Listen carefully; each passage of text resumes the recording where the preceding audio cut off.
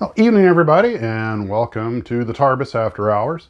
I got a little bit done today. I got some work on the Bonanza, got the windows taped off. Uh, the This kit could be spray painted in advance around the windows if you wanted to, before they're put in, before the halves are put together. But with the interior, I didn't think I could put the windows in after it was mated, so I went ahead and just doing it conventionally. But the windshield's off. I'll put that on afterwards. And I got working on that 2-ton truck, the Chevy 2-ton, the old repop of the Revell kit, which, like the little Ford pickup truck, does not come with any clear plastic. So anyway, the reason I dedicated this video to the crew of Apollo 1 was, I know you guys are probably tired of hearing me talk about marking up your Saturn V, but some more information came my way, which in the spirit of full disclosure, I wanted to get out there. Now, I'd already mentioned that every Saturn V was marked differently. And that really applies when you start getting into some of the non-flying test vehicles. The first model of a Saturn V, which was called the Universe rocket, came from a Japanese company called Nakamura.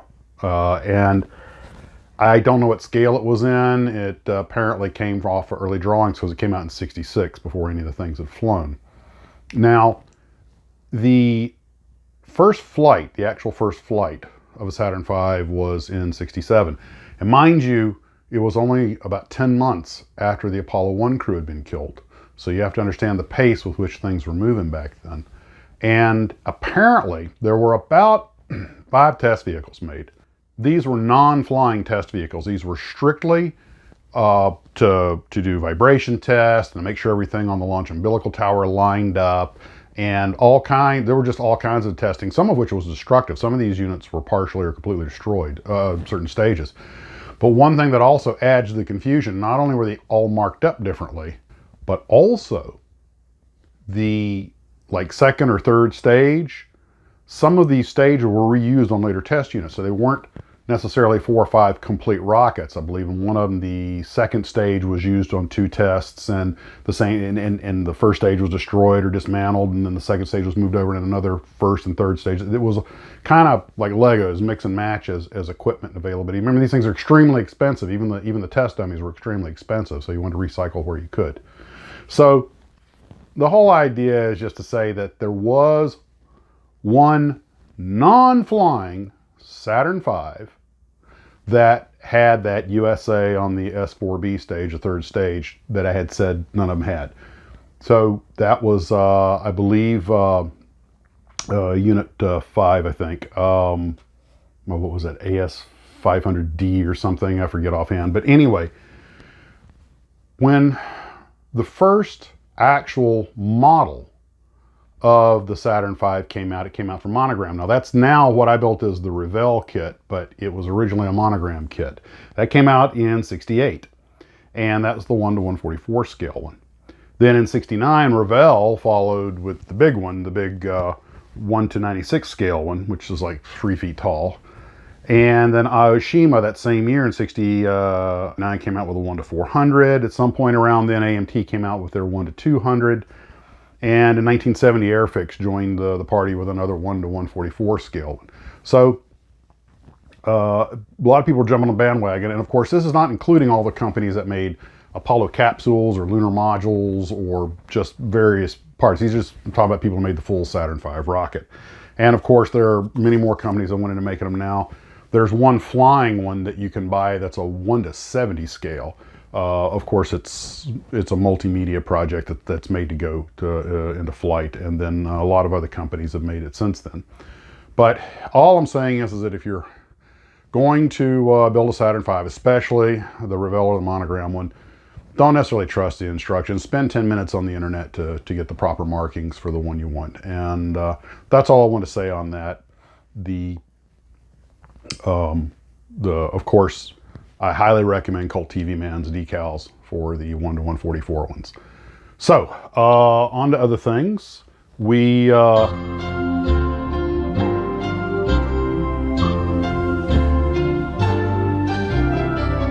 If you are going to build this truck, one thing I would warn you is that You are going to have to hold some pressure on it. These pieces, although they fit okay, they don't necessarily stay in place without a little assistance. So if you do buy one or get one, I found the exact same thing with the Ford truck. They use the same basic assembly layout. Pretty much all of them I found, the 2-ton and the Ford, are going to need a little assistance holding them together while they harden. It's just the way it fits. And if you're doing the 2-ton, it comes with the stake body, or whatever you would call that. It's a flatbed with the walls on with the. Now, the reason I bring this up is I grew up in a hardware store. We had a Ford F-350 flatbed, and just like this, all of these all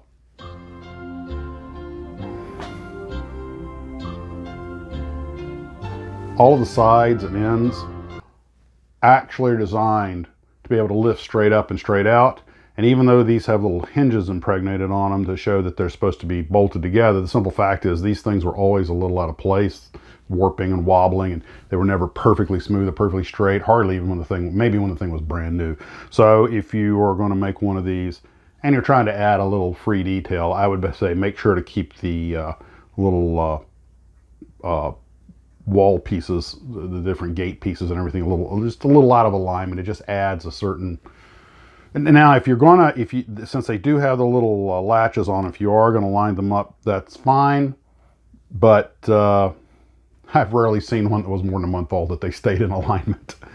What I'm thinking about doing was, and I went and watched some clips from War of the Worlds, a 1953 one last night. For some reason, when I saw these vehicles, maybe it's just made my mind work. You guys know I'm not only a big history geek, but I'm a huge sci-fi geek.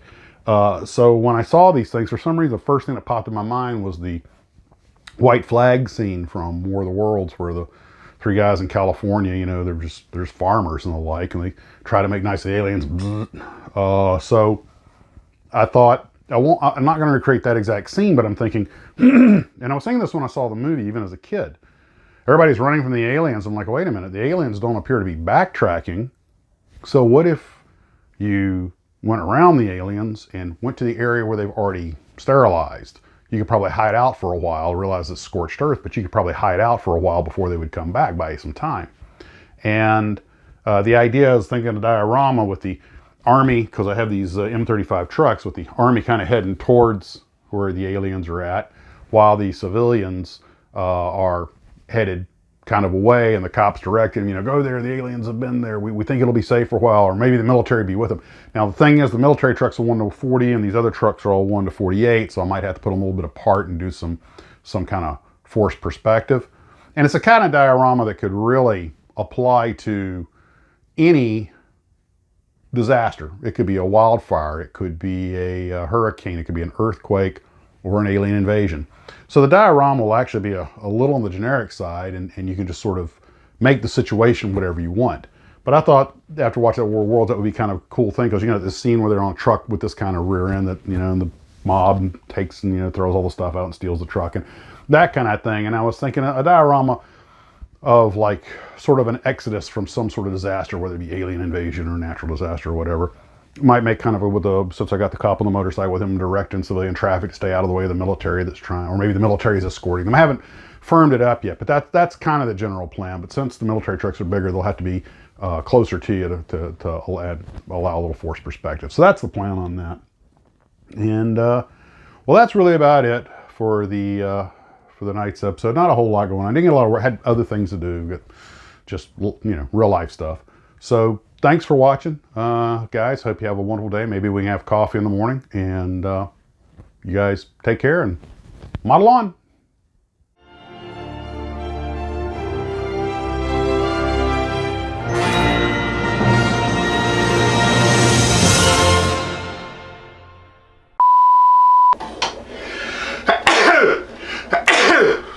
I could use that as a sound sink.